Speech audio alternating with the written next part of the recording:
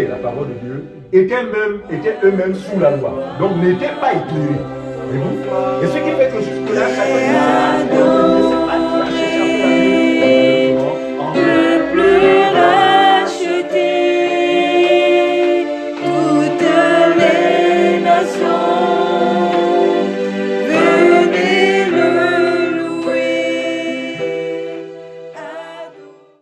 Bonsoir. Bon, donc dans le droit fil de l'enseignement que nous avions commencé depuis la semaine dernière au sujet du combat spirituel, d'accord, ce qui était la dimanche, on a vu qu'on avait un enseignement qui vient comme complément, n'est-ce pas, qui vient comme complément dans la vision du combat spirituel selon la parole de Dieu, d'accord. On a vu que dans ce combat-là, il n'est pas question de lutter contre la chair et le sang ou de ne pas nous venger, voilà. Donc, ne vous vengez point vous-même. Alors, comme je l'avais indiqué le premier jour de l'enseignement, j'avais dit qu'on ne peut pas parler du combat de la foi tant que le croyant n'a pas encore réalisé sa position. Voilà. Parce qu'on avait vu que nous étions autrefois dans le monde, j'essaie d'imaginer ça comme ça, hein. Nous étions dans le monde ici autrefois, d'accord, chacun suivait sa propre voie, bref, nous étions sous le joug de la servitude, Satan faisait de nous tout ce qu'il voulait en tout temps comme il veut, bref, nous étions esclaves asservis par Satan, parce que la Bible dit que les croyants sont de Dieu, or le monde entier est sous la puissance du mal. Donc Satan exerçait tout son pouvoir sur tous ceux qui étaient dans le monde, et nous étions parmi toutes ces personnes qui étaient dans le monde. C'est quoi d'altenir. Mais gloire soit rendue à Dieu, dans sa miséricorde, dans sa bonté, d'accord, par le moyen de l'évangile, et par sa grâce, nous qui étions sous le joug de la servitude, il nous a affranchis, en fait il nous a franchis de ce joug. Donc il nous sort d'ici pour nous amener, suivez-moi bien, dans un royaume opposé à celui de Satan. Donc c'est dans son royaume, c'est le royaume de lumière. Donc le croyant est physiquement dans le monde, mais spirituellement il est dans le royaume de Dieu. Et Jésus va dire, vous êtes dans le monde, mais vous n'êtes pas du monde. Comme pour dire quoi? Étant dans le monde autrefois, nous étions asservis. Nous vivions selon la pensée de ce monde. Maintenant, une fois en Jésus, nous sommes ici et la pensée qui nous est accordée, c'est la pensée de Dieu. Ça veut dire que nous marchons dans le monde, mais avec la pensée de Dieu. C'est pourquoi on est incompris par les gens qui sont dans le monde. C'est pourquoi ceux qui sont dans le monde ne nous comprennent pas. En fait, on n'a pas le même langage.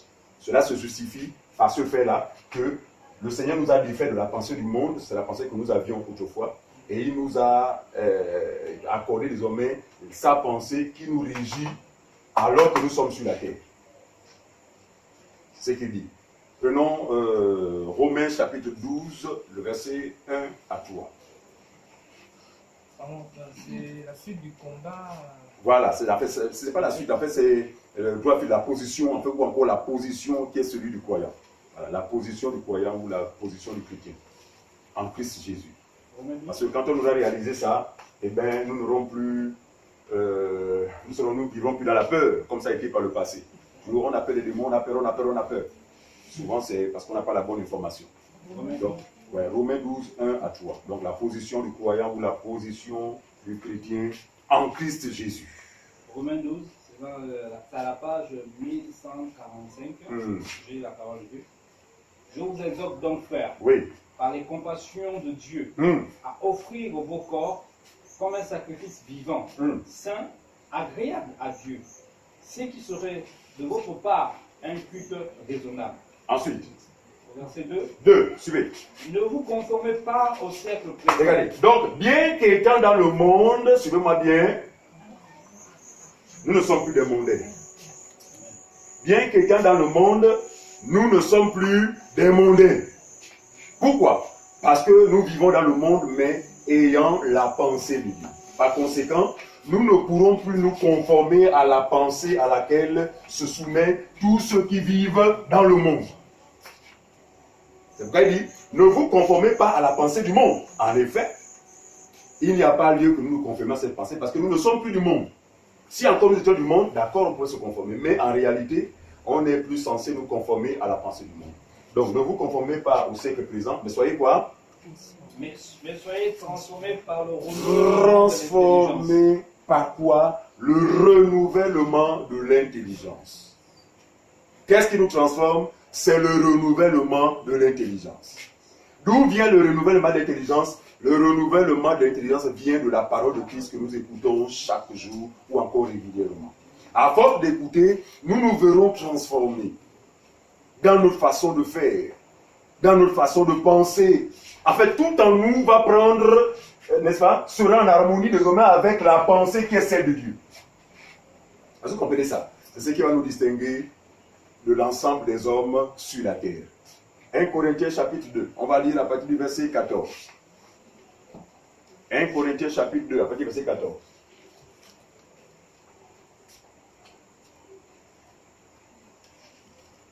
« 1 Corinthiens chapitre 2 à partir du verset 14. Page 1152. Pour ceux qui ont l'édition du CD. Mais l'homme animal ne reçoit pas les choses de l'Esprit de Dieu, car elles sont une folie pour lui. Pour lui. Et il ne peut les connaître parce que c'est spirituellement qu'on en juge. Très bien. L'homme spirituel, au contraire, juge de tout et il n'est lui-même jugé par personne. Très bien. Et comme vous le disiez un peu plus haut, l'apôtre nous fait savoir sur la différence qu'il y a entre l'homme naturel qu'il appelle l'homme animal et l'homme spirituel, c'est-à-dire le croyant. En fait, disant qu'ils n'ont pas la même pensée. Il dit qu'il n'y a que l'homme naturel pour maîtriser les choses qui relèvent de l'homme naturel. Et il n'y a que l'homme spirituel aussi pour maîtriser les choses qui relèvent des choses de l'esprit. Pourquoi? Parce qu'il a la pensée de Dieu. Et c'est cette pensée justement de Dieu qui nous donnera non seulement de découvrir l'héritage qui est le nôtre, mais d'expérimenter la parole du Seigneur. L'expérience des choses de Dieu passe par la foi en sa parole. Pour que vous croyiez en ces choses, il faut que nous prêchions la parole de la foi, de telle sorte que ceux qui nous écoutent, n'est-ce pas, reçoivent cette parole et que cette parole s'établisse en eux. De façon à quoi? De façon à expérimenter la parole du Seigneur. Parce que ce que Dieu a dit ne peut être un mensonge. Si quelqu'un estime que ce que Dieu dit est un mensonge, c'est parce que forcément tu ne crois pas. Or, si tu crois, tu verras la gloire de Dieu. C'est ça là le sens là. La gloire de Dieu, c'est pas encore parce que tu vas voyager. Voir, si tu crois, tu verras la gloire de Dieu. Croire en sa parole pour l'expérimenter. En fait, voir la gloire de Dieu, c'est expérimenter la véracité de sa parole. C'est ça voir la gloire de Dieu. Alors, donc prenons Matthieu chapitre 14. Matthieu chapitre 14. On va lire du verset 22 au verset 30.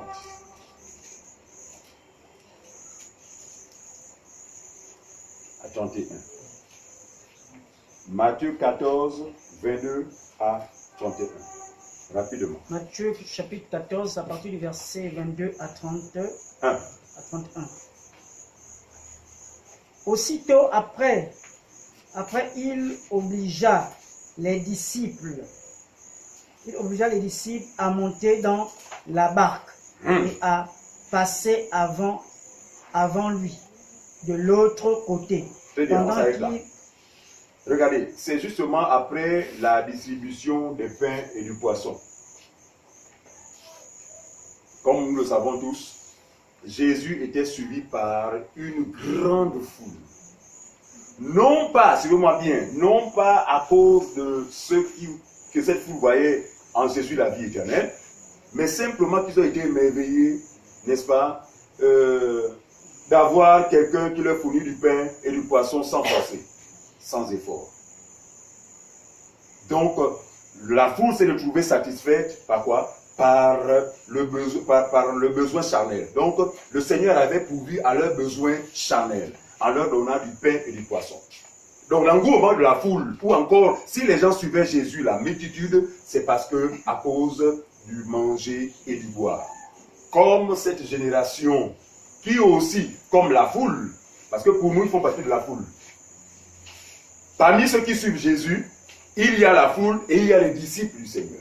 Faut tu les distinguer. La foule a pour objectif tout ce qui concerne la chair.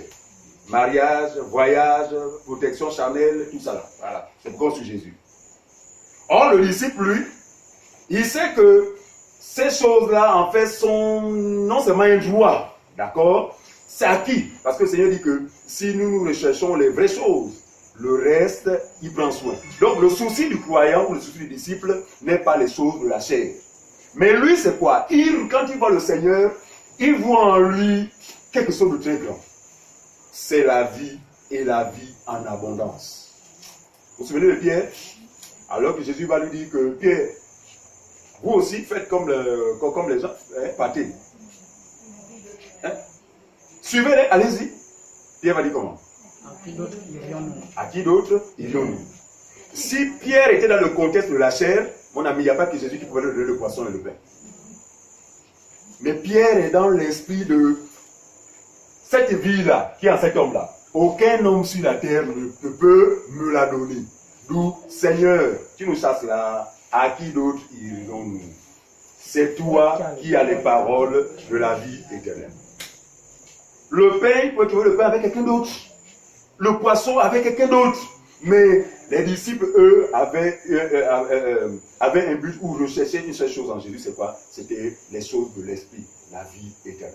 Alors Jésus va les obliger, donc après que l'accord, tout se soit passé, les gens ont mangé, et la Bible dit qu'il y a eu des restes considérables.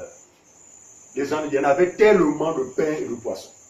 Et Jésus décida de se débarrasser, de prendre congé de la foule. Et la Bible dit quoi? Il ordonna à ses disciples de faire quoi? Il obligea donc c'était un ordre, d'accord? À monter dans la barque.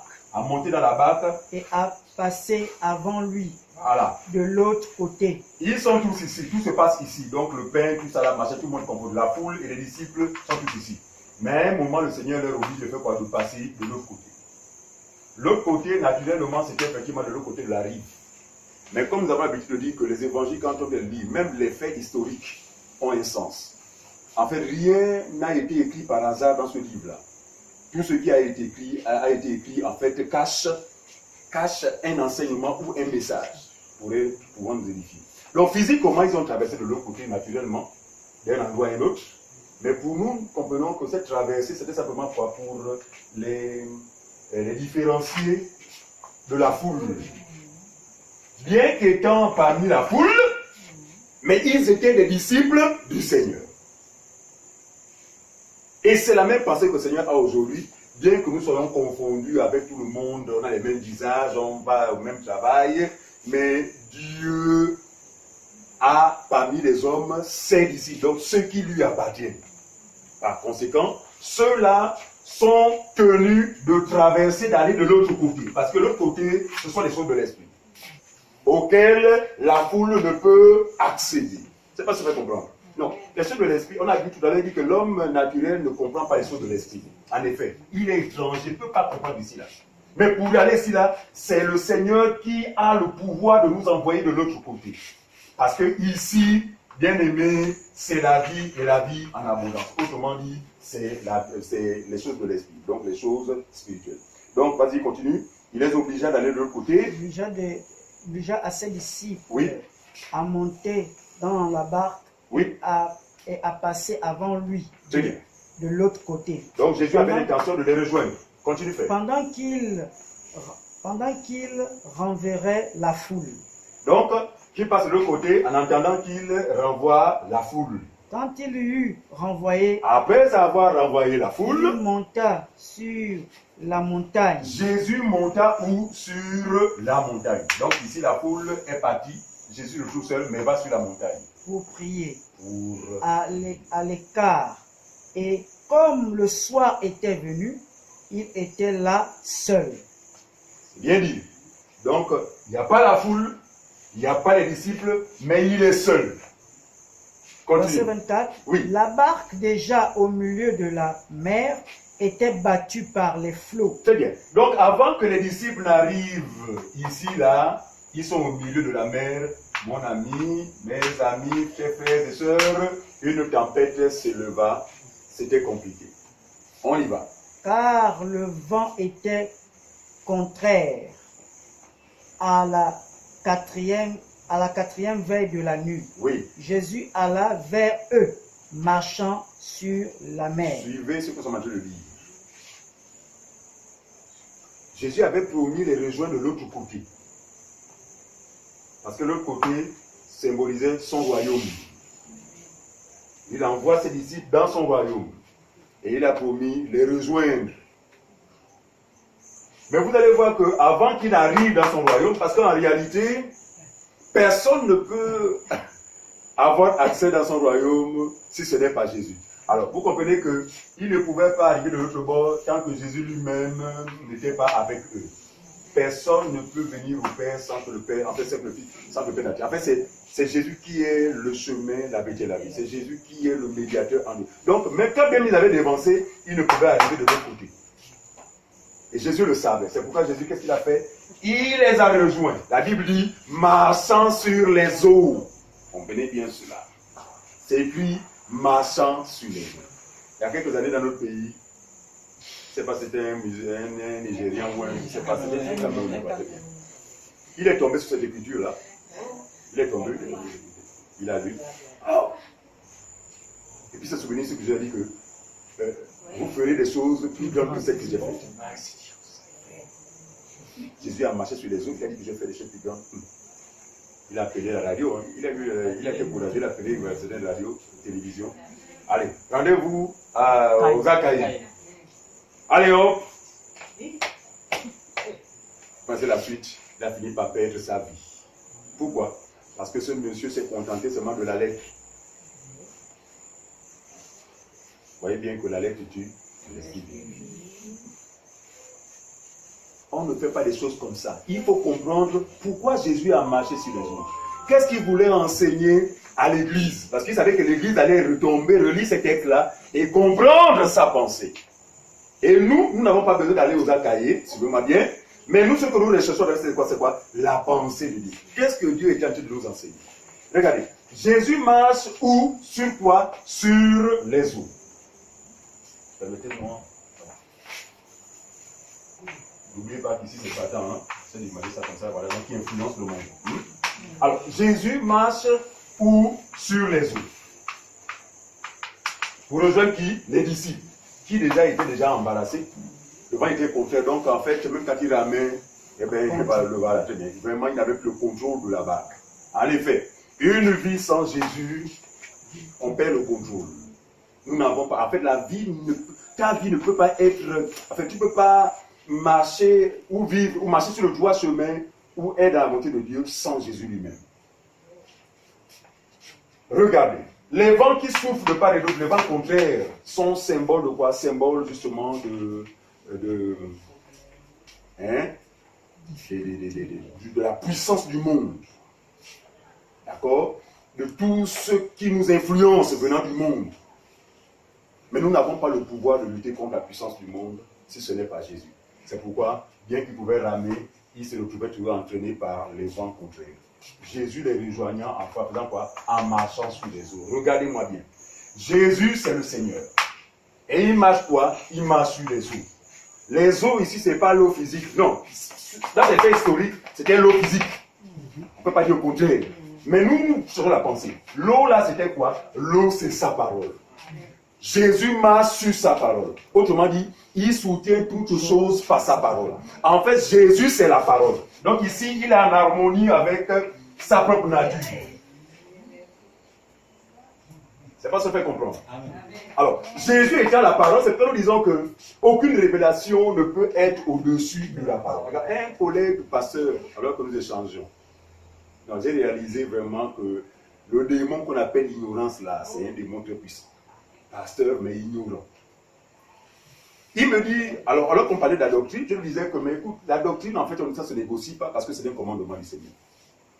Parce que Paul, à ce qui concerne le commandement, dit que si quelqu'un se croit inspiré ou prophète, voilà, qui reconnaissent que ce que nous vous avons enseigné en termes de commandement est un commandement du Seigneur. Donc le commandement en général, on ne le négocie pas. Je prends l'exemple du commandement du Seigneur. La femme ne doit pas enseigner. C'est un commandement du Seigneur. Donc il n'y a pas à dire que, oh, attends, il faut d'abord qu'on cherche d'abord la volonté de Dieu. On se soumet au commandement. Il m'a dit que, mes frères, bon, comme tu dis par exemple que le commandement, la femme ne doit pas enseigner, c'est un commandement. Maintenant, si plus tard, le Seigneur t'accorde la révélation, une révélation contraire à ce commandement, je lui ai dit que non, non, non, non, non, non, non, cela ne peut pas se faire. Parce que là, c'est quoi? Tu veux m'amener à faire quoi? À enlever 10 dans 0. 0 moins 10. Cela ne peut pas se faire. On a parlé comme ça dans le CP. Cela ne peut pas, en effet. Pourquoi? Parce que pour nous, Jésus, c'est sa parole. C'est pourquoi il marche sur les eaux. Et il marche sur les eaux en direction de qui? En direction de ses disciples qui sont dans le désarroi. Et ils sont sur l'eau, attention, pas directement sur l'eau, mais dans une pirogue, dans une barque. Dans une barque. Mais Jésus, pour témoigner de ce que la barque, oui, mais vous avez besoin de marcher sur l'eau comme moi-même je marche sur l'eau. Et vous allez voir la suite. Qu'est-ce qu'il dit? Vas-y, on y va. Au verset 26. Oui. Quand les disciples le virent marcher sur la mer, ils furent troublés. Ils eurent peur. Et dirent, c'est un fantôme. Vous savez pourquoi c'est un fantôme? Regardez. Regarde, Jésus, hein, il est Dieu. Donc ceux qui veulent philosopher là-dessus, arrêtez. Jésus est Dieu. Jésus étant Dieu, connaît le cœur, sonde les reins et les cœurs. Regardez, bien qu'il marchait avec ses disciples, mais il savait que ses disciples ne le connaissaient pas. Parce qu'il va leur reprocher une incrédulité, parce qu'après sa résurrection, il leur dira que, mais pourquoi vous ne croyez pas que je sois ressuscité? Vous êtes incrédule, hein? Et l'incrédule, c'est quelqu'un qui ne connaît pas Dieu.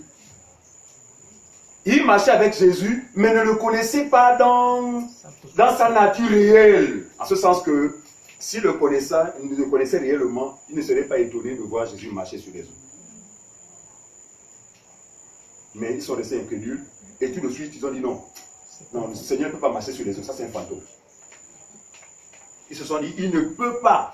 Nous connaissons lui là, il marche, c'est vrai qu'il a multiplié le pain, parce que la multiplication du pain devait déjà les amener. Ah, au départ, il y avait 5 pains et 2 poissons. On s'est retrouvé avec une bagatelle. En réalité, il devait savoir que l'homme là, il est particulier. Donc, ce n'est pas étonnant qu'il soit capable de marcher sur les eaux. Bon, bref, ils ont dit, ça c'est un fantôme qui s'amène. Ils ont commencé. Et vous savez qu'en général, nous, quand tu regardes au village, là, quand il y a pas de fantôme, vraiment vous perdez tout le contrôle du corps. Hein. C'est vraiment, c'est terrible. Voilà. Donc, dans cette situation-là, vas-y, continue d'écouter. C'est un fantôme. Oui. Et dans leur frayeur, dans la peur, ils poussèrent des cris. Oh yo, on va mourir, oh le fantôme, oh yo, oh yo. Jésus leur dit aussitôt, rassurez-vous, c'est moi, n'ayez pas peur. Rassurez-vous, mes disciples, vous aussi, rassurez-vous, c'est moi, et n'ayez plus peur. Continue, frère. Pierre lui répond. Ah, j'aime Pierre, parce que lui était toujours chaud. Seigneur, si c'est toi, ordonne que j'aille vers toi sur les eaux. Vous voyez la difficulté de l'homme. L'homme veut toujours des preuves. Et c'est ça le problème de l'homme. Hein. Jésus dit, hein, heureux celui qui aura cru sans avoir vu. Parce que avoir la foi, c'est croire à ce que l'on ne voit pas. Mais, à l'invisible. Mais qui est réel? L'invisible est réel. Donc, aussi vrai que vous pouvez reconnaître que l'invisible est réel, je n'ai pas besoin de voir quoi que ce soit. Je me contente de quoi? De manifester la foi. Pierre a dit non. Jésus, si c'est vraiment toi le maître, donne-moi aussi de marcher sur les eaux. Pierre pensait que c'était une démarche de curiosité, mais c'était la volonté parfaite de Dieu parce que Dieu voulait révéler qu'en effet, je vous ai fait traverser de l'autre côté pour que vous marchiez comme moi. Vous soyez confrontés à une difficulté liée à la barque dans laquelle vous êtes et que vous marchez sur les eaux parce qu'en marchant sur les eaux, vous êtes en sécurité. Celui qui marche selon sa parole est en sécurité. Celui qui vit sur la base de sa parole ou qui vit sur la parole de Dieu est en sécurité. C'est-à-dire que les vents pourraient souffler. Mais pourtant, quand les vents soufflent sur la barque des disciples, Jésus aussi en même temps a tout traversé. Pourquoi lui n'a pas été secoué? La question, parce qu'il marchait sur les eaux. Jésus marchant sur sa parole, vous comprenez ce que je dis? En fait, il est... Oui, voilà. Voilà, en fait, il est calé, parlons comme ça, il est calé. Ferme, il est raciné, c'est-à-dire, il est fondé. Voilà. Et c'est pour nous enseigner que il n'y a rien de tel que de marcher par rapport à sa parole. Là, frère, on a une assurance vraiment certaine. D'accord? Donc, lui, il passe sur sa curiosité. Or, le Seigneur, justement, l'amène à accomplir quoi? Ce que l'Église était appelée à accomplir. Parce que l'Église que nous sommes, en réalité, nous marchons sur les eaux. Mais n'allez pas tirer ce langage-là vers les gens ici. Ils vont vous dire que tu vas l'eau où? Tu vas l'eau où? L'homme animal ne comprend pas les choses de l'esprit. Elles sont une folie pour lui. Donc nous, en tant que croyants désormais, nous marchons sur les eaux. C'est pourquoi nous avons cette assurance, frère, que nous sommes non seulement dans la protection véritable, dans le vrai Dieu. Non, nous sommes. Pour une seule raison, nous marchons sur les eaux. Alors, Pierre va s'engager. Vas-y. Au verset 29. Oui. Et il dit. Viens. Pierre sortit de la barque. Ah, Dieu merci. Marcha. Dieu merci. Voyez-vous, nous avons besoin, chers amis, de sortir de nos barques. Regarde. Que constitue la barque pour l'homme? Grâce à la barque, je ne vais pas me noyer. La protection. Oui. Pour nous, c'est le moyen de sécurité. Tu ne peux pas traverser la mer. Il faut être quand même dans une pirogue ou dans un bateau. C'est bien. Donc, vous allez voir qu'au départ, ce qui se passe, c'est quoi? C'est que les disciples, à un moment, se retrouvent se confiant, mettant leur confiance quoi? Sur leur barque.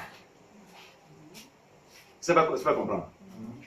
De peur de quoi? De peur de se noyer. Jésus va demander à Pierre, vous savez que c'est à Pierre à qui il a dit, tu es Pierre et sur cette pierre. Pierre est celui qui a pris la parole pour la première fois après le don de l'Esprit. Donc Pierre, c'est plus ou moins, plus ou moins le leader, ou encore, voilà. C'est le leader, c'est-à-dire que le Seigneur a permis qu'il soit devant pour vraiment impulser cette dynamique en ce qui concerne les choses de Dieu. Alors, vous allez voir que, alors que vous êtes nombreux dans la barque, il va dire à Pierre, descends de la barque. Symbole de quoi? Pierre qui était symbole de l'Église. Qui doit renoncer, qui doit se séparer de tout ce sur quoi nous nous appuyons. Suivez-moi bien. C'est-à-dire que si autrefois quelqu'un comptait sur la tête de son singe, le squelette de son singe qui est derrière la porte, une fois dans le Seigneur, il va quitter la tête de ce singe-là, il va renoncer à ça. Cette barque pour les disciples était une mesure de sécurité pour ne pas couler. Or, pour Jésus, la sécurité n'est pas dans la barque, la sécurité est dans sa parole.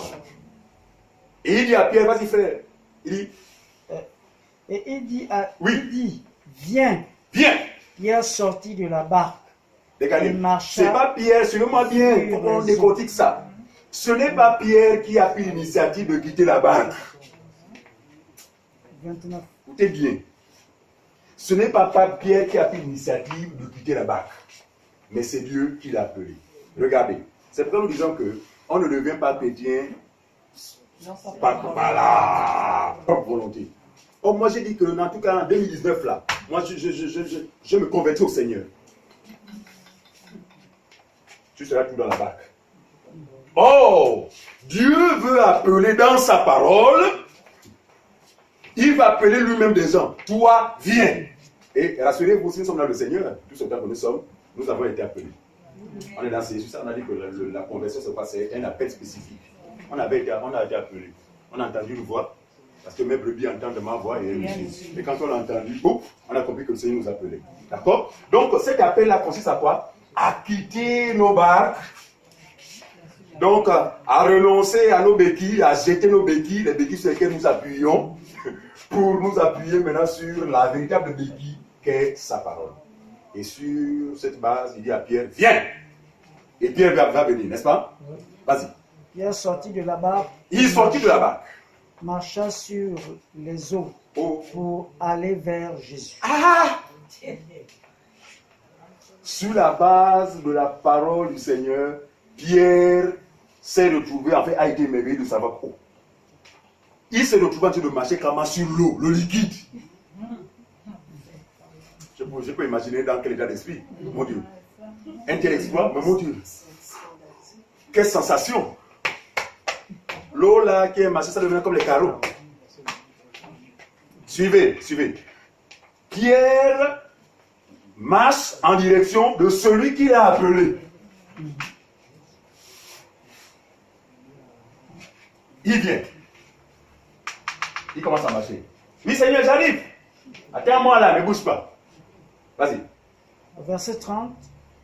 Mais voyant que le vent était fort, il eut peur. Tous les coups, Pierre a perdu de vue que c'est le Seigneur qui l'a appelé. Non seulement il l'a appelé, mais il a mis cette assurance qu'en effet, non seulement il m'a appelé, mais quand je pose mes deux pieds sur l'eau, je me tiens debout. En réalité, il devait se contenter de ça, marcher toute voie. Mais regardez ce qui s'est passé. À un moment, c'est quoi? Il quoi? Mais voyant que le vent était fort, il eut peur. Très bien. Il eut peur. Regardez.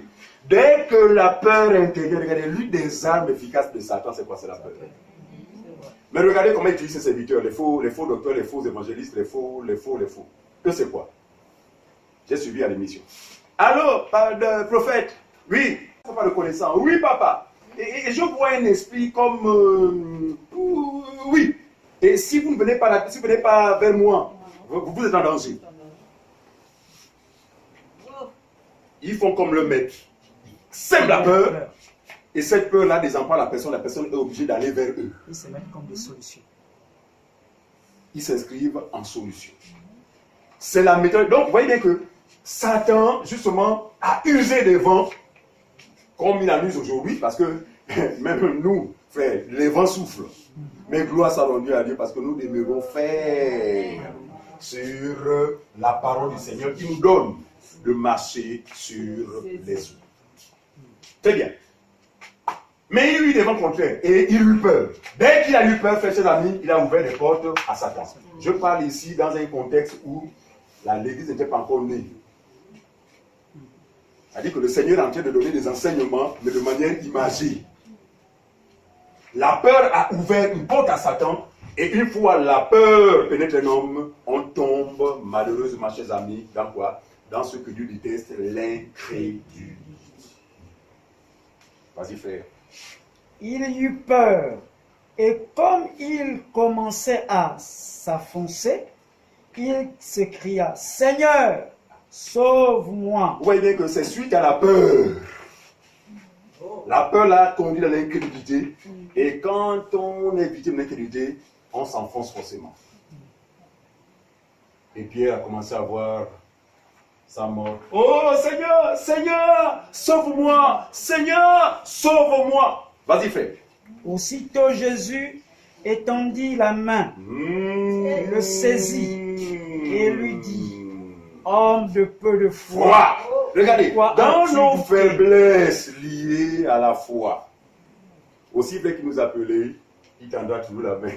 Pour nous, c'est pour lui. Non, ça arrive. Et l'incrédulité est parfois justifiée par l'âge de tout un chacun. On n'a pas même âge, on n'est pas encore bien affermi, c'est évident. Mais dans nos faiblesses, comme c'est lui qui nous a appelés, vous voyez bien que, aussi vrai qu'il avait appelé Pierre, même dans sa faiblesse, très bien. Pourquoi? Parce qu'il a pour objectif de ne perdre aucune de ses brebis. Aucune de ses brebis ne se perdra. Par conséquent, il veillera, même dans la faiblesse, tu verras toujours une main qui est attrapée par le corps pour te retirer de la faiblesse. Mais après cette délivrance-là, c'est une délivrance qui va t'amener au salut dans la mesure où tu vas réaliser l'importance de la foi. Parce que pour Pierre, c'était une leçon pour lui. Parce que s'il y a des gens, j'ai commencé à marcher, j'ai couru pourquoi? Parce que j'ai eu peur. La prochaine fois, je n'aurai plus peur. C'est pas ça que je comprends. Donc nos faiblesses, normalement, doivent nous amener aussi parfois à nous corriger. Voilà. On y va, mon frère. Aussitôt Jésus étendit la La main main et le saisit et lui dit, Homme de peu de foi, pourquoi as-tu douté? Douté, on s'arrête là. Il dit quoi, Pierre? Homme de peu de foi, pourquoi as-tu douté? Donc nous comprenons que s'il a coulé, c'est pour ces raisons. C'est quoi? Parce qu'il a douté. Il a douté contre quoi? Il a douté de quoi? Pas de temps pour moi. Il a douté de quoi? De la parole du Seigneur. C'est Dieu qui a dit viens. C'est Dieu qui te dit que en Christ, aucun sorcier ne peut te toucher. C'est pas Dieu donné. C'est Dieu qui dit ça. Bon, comme c'est Dieu qui a dit ça, moi je prends ça au sérieux. C'est pas ça qu'on comprend. Homme de peu de foi, pourquoi as-tu douté? Leçon, ne jamais douter de la parole. Non, nous préférons que quelqu'un nous doutions contre la philosophie, hein, contre les choses du monde, la sagesse du monde. Mais ne doutez jamais contre la parole du Seigneur. Pourquoi? Parce que la parole du Seigneur, elle est certaine et véritable. Dieu il dit que Dieu n'est pas un homme pour mentir, ni un fils de l'homme pour se repentir. Ce que sa bouche dit, sa main l'accomplit. Donc s'il y a quelqu'un qui dit la vérité dans ce monde, l'a fait pour nous, c'est le Seigneur seul. C'est pourquoi il n'a pas hésité de dire, je suis le chemin, la vérité et la vie. Dommage pour ceux qui suivent des hommes. Hein. Dommage. C'est dommage. Pour les gens qui placent leur confiance dans les hommes. C'est dommage s'ils pouvaient savoir que le seul qui est digne de confiance, c'est la personne de Jésus. Hein? Job 3. Tu veux dire quelque chose? Non. D'accord. Job 3. Job 3, le verset 25 à 26, s'il vous plaît. Job chapitre 3. Verset 25 à 26. Comme je vous le disais, l'une des armes de Satan les plus efficaces, c'est quoi? C'est la peur. Regardez ce que le prophète Job va dire. Job chapitre 3 à partir du verset 25. Page 526. La peur. Ce que je crains, c'est ce qui m'arrive. C'est écrit comme ça. Hein? Ce que je crains, c'est ce qui m'arrive. Par le passé, c'est comme ça, non? On a remarqué, je ne fais pas ça, non, je ne dois pas faire ça. Mais ma beau fuir, mon était tout rattrapé. Pourquoi? Parce qu'on avait cédé à la peur. Et ce n'était pas étonnant parce que nous étions dans les ténèbres. Dans les ténèbres, mon ami, la peur règne. On n'est pas en paix. On n'est pas rassuré dans les ténèbres. Quand on est dans le monde, on est toujours dans le désarroi. Tout dans une forme de pression qui dit pas son nom. Ah, vraiment, et tout. Oh, pardon. Il y a des endroits où on peut mettre les pieds. Observez les hommes naturels lorsque vous croisez dans la rue. Vous voyez les gens qui cherchent le chemin. Oh, le couplet des grands, madame la cherche quoi? Oh, parce que pour elle, en passant entre deux personnes, voilà la malédiction.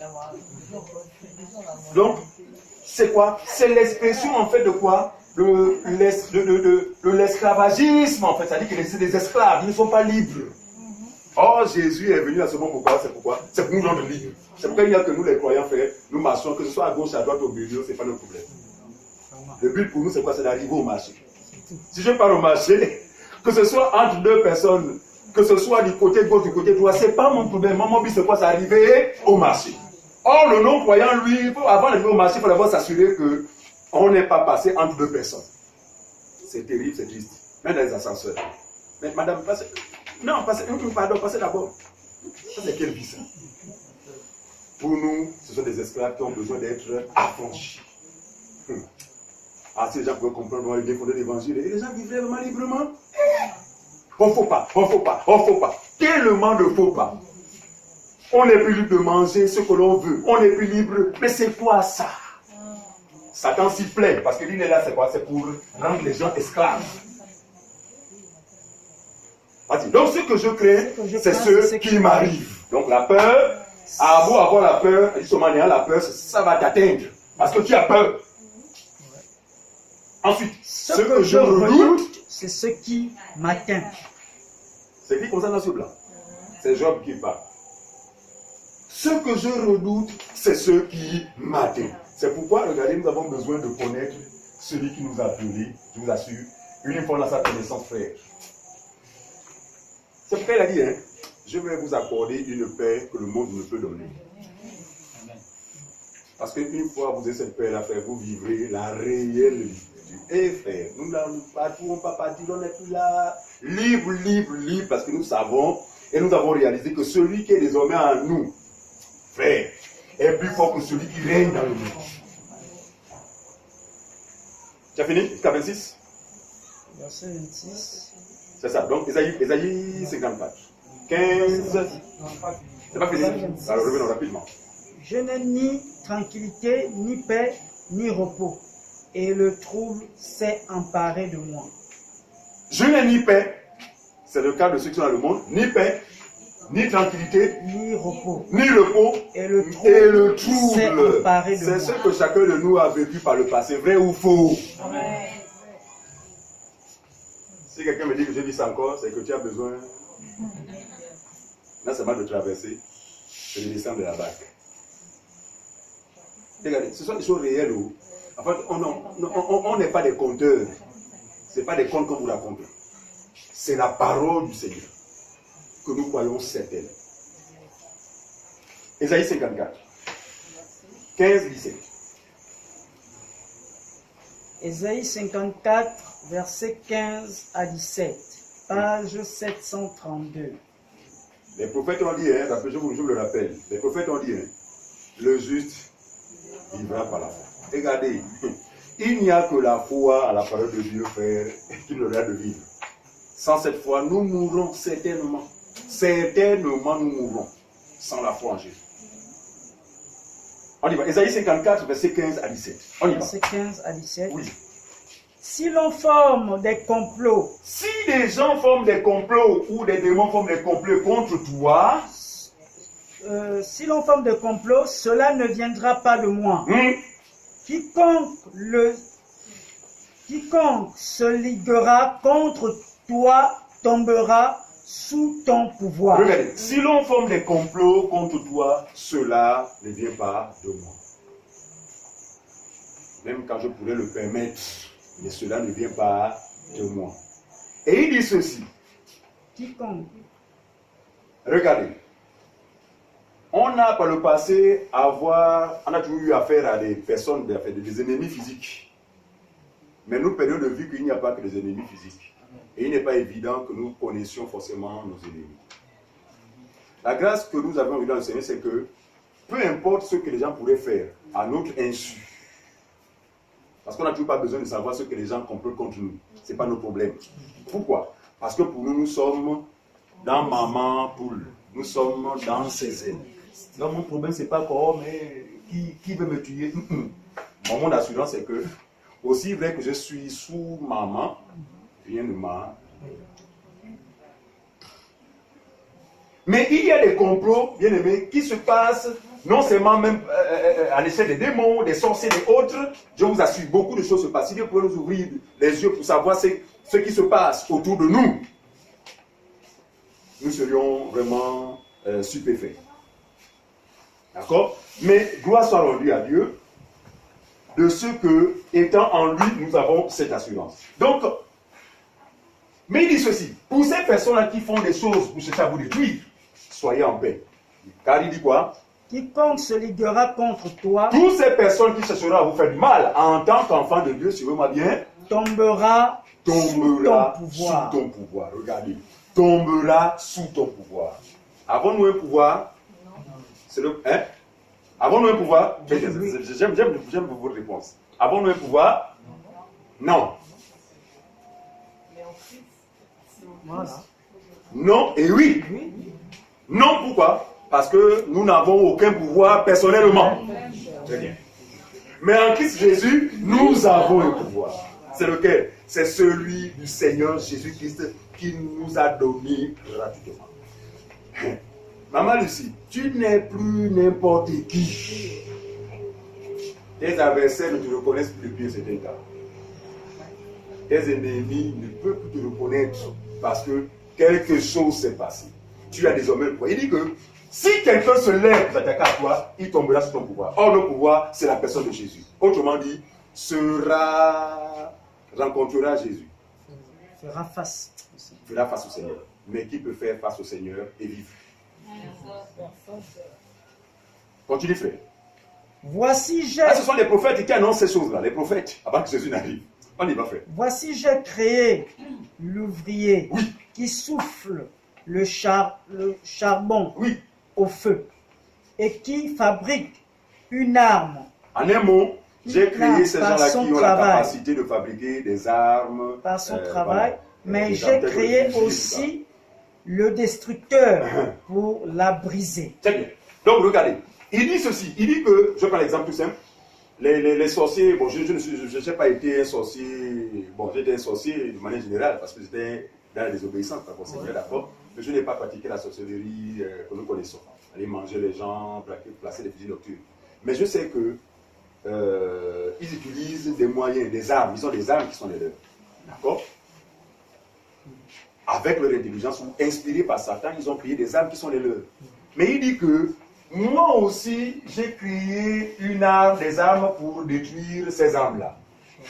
Ça veut dire que les moyens qu'ils vont utiliser face aux croyants se retrouveront détruits.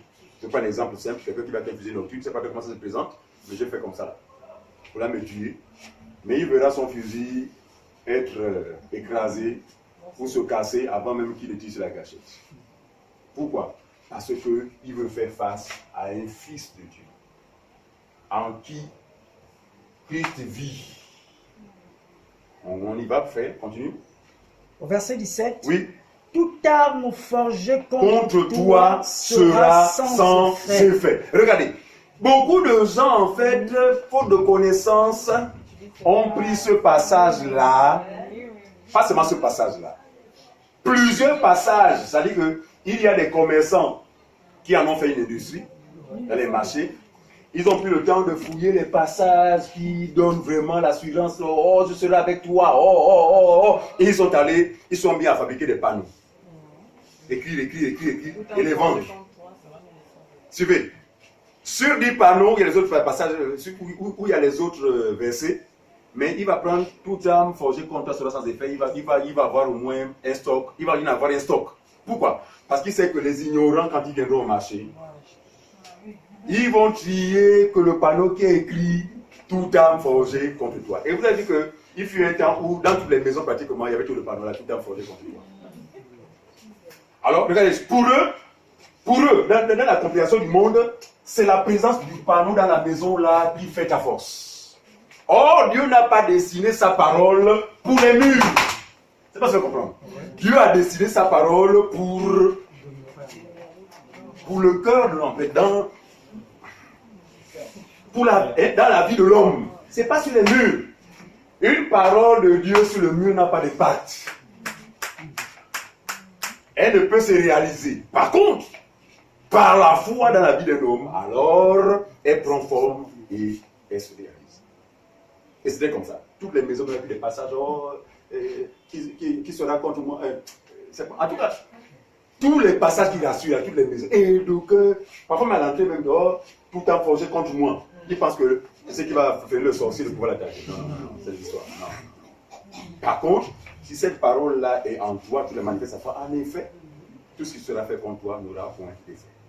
Donc, attention, attention. Je ne dis pas non plus que c'est un péché d'avoir un panneau marqué, mais c'est biblique, mais que ce soit pour autre chose.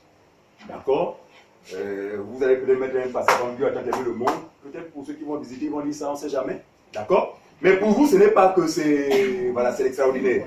Voilà, très bien. Et je vous assure, ils ont emmené ces gens-là à s'enrichir. Beaucoup se sont enrichis avec ce faux commerce-là parce qu'ils savent que les hommes sont naïfs, les gens sont ignorants. Et donc, ils ont vendu, et beaucoup, ils se sont fait beaucoup de sous avec ces passages-là qui, en réalité, ne peuvent les impacter, ne les concernent même pas, puisqu'ils vont mettre ça sur les murs. Au lieu que les passages de la parole de Dieu soient en eux. Toute arme forgée contre toi sera sans effet. Ça, c'est la réalité du croyant. Tout ce qu'on pourrait faire contre vous sera sans effet. C'est une réalité, ce n'est pas nous qui parlons. Ces paroles ne viennent pas de nous, mais c'est Dieu qui parle. Il parle comme ça. Maintenant, pour que ces paroles-là soient vraies, c'est quoi? Manifestons la foi vis-à-vis d'eux. Quel type de foi? Une foi ferme. J'insiste encore sur cette affaire. C'est la fermeté. On avait dit la semaine dernière, résister au diable ou résister lui avec quoi? une fois ferme. et il fera quoi? Il fera Il est une chose d'avoir la foi, attention, que celle-ci soit ferme. Si elle n'est pas ferme, Pierre, la foi n'était pas ferme, c'est pourquoi il a coulé. Or, si sa foi aurait été ferme, il n'aurait jamais coulé.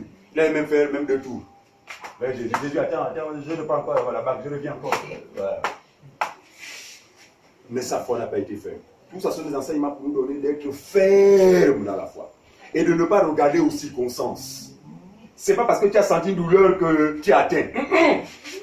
Justement, la douleur, ce sont ces vents-là qui veulent te distraire ou t'amener à faire quoi? À douter. Et une fois que tu as douté, tu vois là maintenant dans les situations compliquées. C'est ça la folie de la foi. Tu as fini? Non.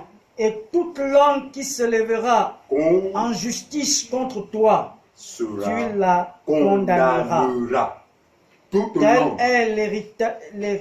Tel est l'héritage des serviteurs de l'Éternel. Tel est le salut qui lui viendra de moi, voilà, dit l'Éternel. Donc, telles sont des promesses qui ne concernent pas seulement le Seigneur, parce qu'au départ, ces paroles s'adressent à Jésus, parce que les prophètes ont parlé de Jésus, d'accord?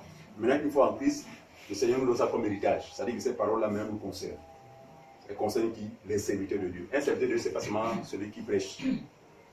Les serviteurs et les servants, ce sont toutes ces personnes que Dieu appelle à lui. Pourquoi? Parce qu'ils sont un membre, ils sont chacun pour sa part un membre. Et chaque membre dans le corps a un rôle à jouer. Par conséquent, est au service de Dieu. Donc, ces paroles concernent qui? Tous les enfants de Dieu, du moins toutes ces personnes que le Seigneur a appelées de la barque à l'eau. C'est bon? Avançons. Matthieu chapitre 16, verset 18. Matthieu 16, 18.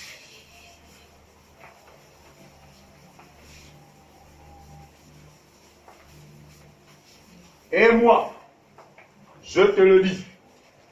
Quelqu'un peut lire rapidement. Ça dit qu'il y a une affaire où celui qui a la page. Matthieu 16, 18. Oui. Page 970. Mm-hmm. Et moi, je te dis que tu es Pierre, et que sur cette pierre, je bâtirai mon église, et que les portes du séjour des morts ne prévaudront point contre elle. Combien ça? On s'arrête là. Ça, c'est suite à la question que le Seigneur avait posée, n'est-ce pas? Il a posé 2 questions à ses disciples. Première question, que pensent les gens de moi? Les disciples ont donné une réponse. Deuxième question, il la pose maintenant à ses disciples. Et vous, que dites-vous que je suis? Ils ont aussi répondu. Mais pas il, un seul a répondu. C'est encore Pierre, toujours lui. Toujours lui. Que dites-vous que je suis? Seigneur, tu es... Non. Tu es le Christ, le Fils du Dieu vivant. Le Seigneur dira, heureux. Autrement dit, béni sois-tu, Père, Pierre. Parce que ce que tu as dit là, il ne vient pas de toi, il ne vient pas de ton intelligence, il ne vient pas de ta connaissance, ni de ton expérience, mais c'est Dieu qui a bien voulu te le révéler. Pourquoi Jésus donne cette précision? Parce que s'il n'aurait pas dit ça, Pierre allait commencer à dire à Jacques, tu vois? Jacques, tu vois? Vous étiez incapable, les gars, j'ai donné la bonne réponse, tu vois? Mais comme le Seigneur ne veut pas que l'homme se glorifie de ces choses qui concernent Dieu, il dit ce n'est pas toi. Donc n'ose même pas te glorifier, mais c'est Dieu qui a bien voulu te le révéler. Parce qu'en te le révélant, enfin les autres disciples ont la connaissance à mon sujet. D'accord? Mais suivez le bas, il dit, et les portes de l'enfer, les portes du séjour des morts. Quand on parle du séjour des morts, pour ceux qui avaient assisté notre frère Yannick enseignait ici, on a vu que ce séjour des morts, c'est carrément le royaume des ténèbres dans sa... voilà. Dans toute sa puissance. Le séjour des morts. Il dit que, mais les portes du séjour, c'est-à-dire qu'en fait, tous les démons, d'accord, ne pourront rien contre toi, Pierre, contre l'Église. Les portes du séjour des morts ne prévaudront point contre elle. Contre elle qui? L'Église. Mais qui est l'Église? C'est vous et moi. Qui est l'Église? Toutes ces personnes que le Seigneur a appelées de la barque à l'eau. Il dit, le royaume des ténèbres ne pourra rien contre vous. Mais vous attendez des choses telles que, vous savez, l'église du Gabon vraiment est dans le péché. Oh, non, l'église est malade. Hein. Oh, l'église, c'est vraiment dans le péché, le monde. Vous parlez de quelle église? Non, vous parlez de vos bâtiments que vous appelez l'église. Ce n'est pas l'église de Jésus. Attention. Il ne faut pas mélanger les choses des hommes là avec les pancartes. Oh, l'église, la grande puissance. Oh, l'église, voilà, la porte du ciel. Ce n'est pas ça l'église. Là-bas, il est normal que le péché règne. Parce que ce n'est pas l'église. Ce n'est pas à ces bâtiments-là que Jésus a dit, les portes de l'enfer ne prévaudront point contre vous. Ce n'est pas à eux, mais c'est à l'église que nous sommes. Vous voyez cette différence-là? Et nous, en tant qu'église, on ne peut être dans le péché. C'est impossible, parce que le maître a parlé. On ne peut être possédé. C'est pourquoi vous allez voir que même dans les assemblées, on ne fait pas le temps comme ça se passe dans les bâtiments-là. Bien aimé, avant de commencer la réunion, on va d'abord chasser les démons, parce que les démons qui sont venus avec les gens, pour qu'on adore Dieu tranquillement. Vous avez remarqué ça? C'est-à-dire que jamais un culte va se dérouler sans qu'il ne procède d'abord à chasser les démons. Ce qui est contraire à la déclaration du Seigneur. Les portes du séjour des morts ne prévaudront point contre elles. Même dans l'assemblée des saints, même quand quelqu'un pourrait venir posséder, ça ne veut pas dire que l'église est possédée. Attention, la personne est possédée, c'est une personne non croyante. La parole qu'elle va écouter va faire son travail. D'accord? En venant dans la lumière va influencer les ténèbres qui sont en elle. Voilà. Mais ça ne veut pas dire que l'église est possédée. L'église ne peut être possédée. Qui dit que l'église est possédée ou l'église est dans le péché, ça veut dire que Jésus lui-même est dans le péché parce que c'est Jésus qui est lui-même l'église. Jésus fait partie de ce corps-là qu'on appelle l'église. Jésus, c'est la tête de ce corps qu'on appelle l'église. Nous sommes des membres, Jésus, c'est la tête. Donc, dit que l'église est tombée, c'est que Jésus est tombé. Ou bien l'église pratique la magie, c'est que Jésus était magicien. Mais nous refusons cela. Pourquoi? Parce que Jésus n'a pas dit ça. Il a dit, les portes du séjour des morts ne prévaudront point contre elles. Autrement dit, le royaume des ténèbres ne pourra enfanter l'église. Ne pourra pas t'enfanter. Ne pourra pas m'enfanter si et seulement si je suis. Voilà. C'est la condition sine qua non. Par conséquent, avec une telle information, on est en paix, n'est-ce pas? Ah oui, on est en paix. Même si on n'a jamais dormi profondément, après une telle information, mon ami, comme j'ai l'habitude de dire, pour dire, même quand on n'a jamais ronflé, mon ami, on commence à ronfler. Oh, expression de quoi? De la paix et de la confiance que nous avons désormais en Jésus-Christ. C'est ça l'évangile de la foi que les apôtres ont prêché. Ils ont prêché l'évangile de la foi. Et lorsque les gens croyaient à cette parole prenait forme en eux. C'est ça l'évangile, c'est pas... On a fini, non? Hein? Ok. Prenons maintenant rapidement. Prenons 1 Jean 4.4. 1 Jean 4.4. 1 Jean 4.4. Ça vous dit 4x4? Hein? Ce qu'est l'idée des véhicules 4x4 là. Ça vous dit?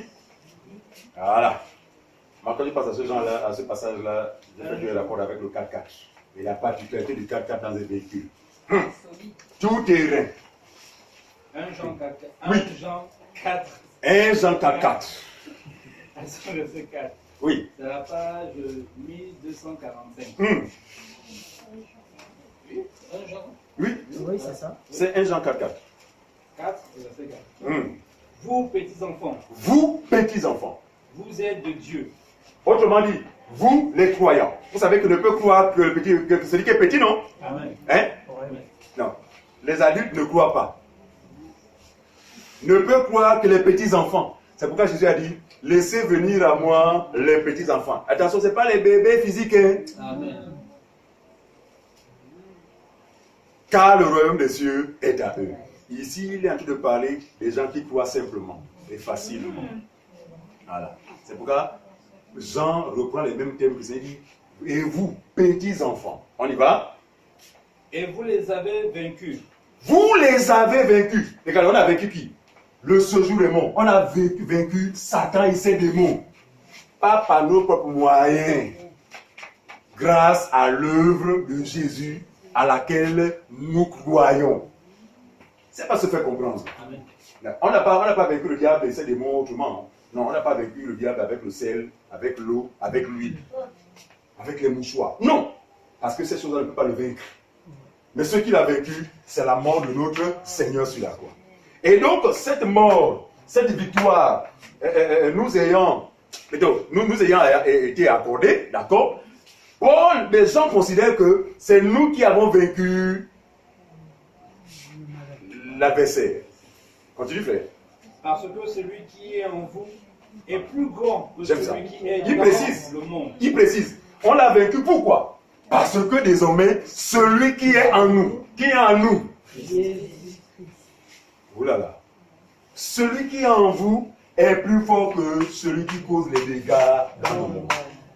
Mais nous sommes victorieux par rapport au monde, par rapport à ça. Je vous dis des choses, c'est des choses réelles.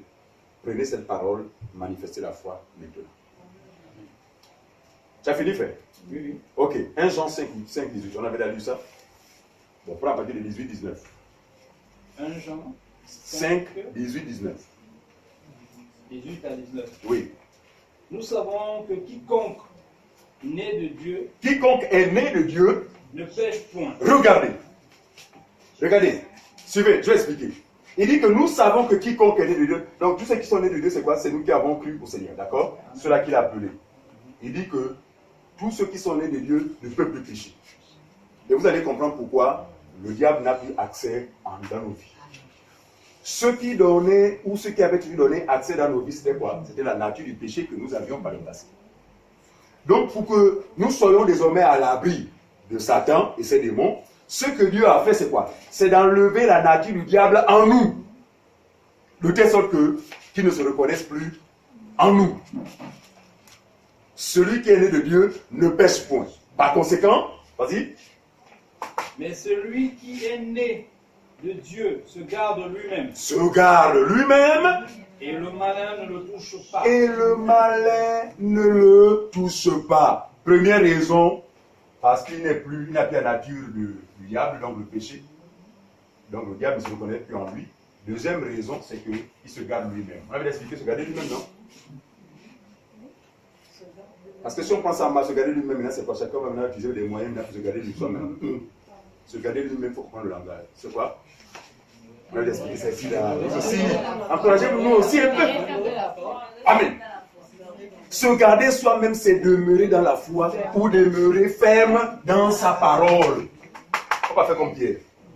Dès que vous posez les pieds, vous assurez qu'effectivement c'est solide, allez hop, foncez tout droit. Si j'ai pu avoir à gauche, à droite, tout voir, oh non, la bague arrive, oh, non. Marchez, la bague va vous esquiver. La foi ne regarde pas nos manquements. Parce que si nous nous fixons sur nos manquements, eh bien, on va couler comme Pierre. On va couler comme Pierre. Si on s'arrête sur nos manquements, on va couler. Mais on se surpasse parce que nous-mêmes là, il n'y a rien, mais nous marchons ayant quoi? Ayant les regards fixés sur celui vers qui nous allons. C'est ce qu'il dit. Là, il est bleu là-bas. Hein? Ayant le rémunérateur de ceux qui marchent maintenant, ayant les regards fixés sur le rémunérateur de ceux qui doivent offrir. C'est ça. Donc, nous marchons ayant, c'est-à-dire que nos regards, ce n'est pas vers nous. Oh, regarde, moi, j'ai déjà commenté même hier, non, regarde. Nos regards sont fixés sur celui qui est à même de nous rendre parfaits et de nous faire paraître parfaits le jour de son avènement. Donc on y va. Rendez grâce au Père qui nous a rendus capables d'avoir part à l'héritage des saints dans la lumière. C'est qui écrit? Qui nous a délivrés de la puissance des ténèbres. C'est écrit comme ça? Regardez, les gens vont chercher, les chrétiens sont des gens chrétiens, mais ils cherchent à être délivrés. C'est contradictoire. Oh! Attends, frère, tu es quoi? Tu es un chrétien? Oui, c'est frère, mais je n'ai pas encore fait la délivrance. Tu es un faux frère. Tu es un ignorant. Celui qui est le vrai frère, c'est que, en devenant enfant de Dieu, il a été délivré. Voilà la simplicité dont a besoin les gens. Je dis que si les gens avaient cette connaissance, ils ne s'embrouilleraient pas à être victimes, à se faire déprimer par ces faux-là. Dans les écoles de guérison, des bêtises comme ça, là. Ils se font des soins. ils se font énormément de sous parce que lorsqu'ils vous demandent d'aller vous inscrire, c'est payant. 20, 25 000, imaginez la personne. Combien de personnes appellent ces prophètes là? Parce que je voudrais m'inscrire dans l'école de guérison. Comme si la guérison s'enseignait. Les gens ne réfléchissent même plus. La guérison, elle vient de qui? De Dieu. Mais pourquoi irais-je l'apprendre? Elle s'apprend comment? Personne ne réfléchit à ces petits. Là, c'est simple. Hein? Regarde les mamans ignorantes, les papas. Les gens sont en train de les inscrire. Papa, moi, je n'ai pas encore mis mon nom. C'est combien? Et Satan profite de votre ignorance. Pourquoi? Pour vous entretenir dans des guérisons mensongères. Parce que Satan s'assure seulement que ce que vous faites ne trouve aucun fondement dans la Bible. Une fois c'est fait, eh bien, il va vous distraire par des faux miracles. Non, à vos yeux, ça va être des miracles parce qu'il y a des témoignages. Je ne voyais pas bien, mais là, maintenant je vois maintenant bien. Papa, tu sais quelle couleur jaune. Amen, oh Jésus. Miracle mensonger. Suivez ces personnes-là 2 ou 3 jours plus tard. C'est compliqué. Le vrai croyant, la Bible est claire, je reprends ce passage-là pour les internautes, pour qu'ils découvrent cette vérité, parce que Jésus n'a pas proposé d'autres moyens pour la délivrance de l'homme que la vérité. Il a dit, vous connaîtrez la vérité, et c'est si. C'est cela. Il dit, qui nous a délivrés? Ce n'est pas qui nous délivre. C'est le français, non? Conjugaison Israël. C'est quel temps? Rappelle-nous le CP1, CP2, C2 là, c'était quoi? Il nous a délivrés. Quel temps? Vous les jeunes. Hein? Ah oui! C'est pas le présent. Donc le croyant n'a pas été délivré aujourd'hui. Il a été délivré. Il n'est pas délivré aujourd'hui. Enfin, la délivrance ne s'est pas faite aujourd'hui.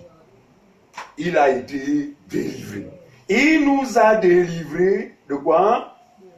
De la puissance des ténèbres et nous a transportés, en effet, dans le royaume de son Fils et de son amour.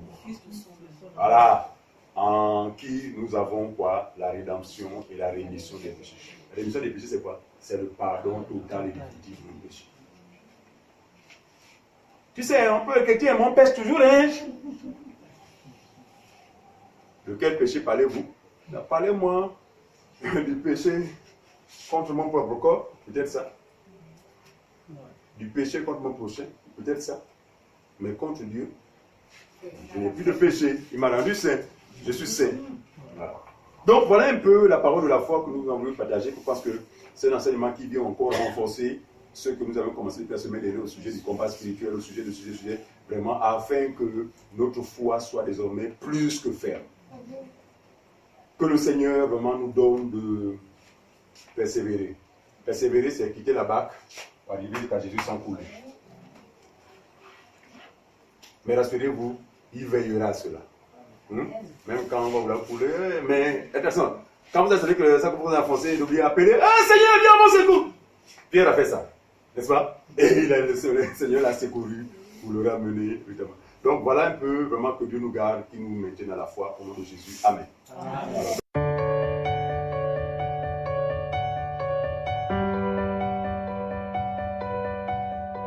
Alors,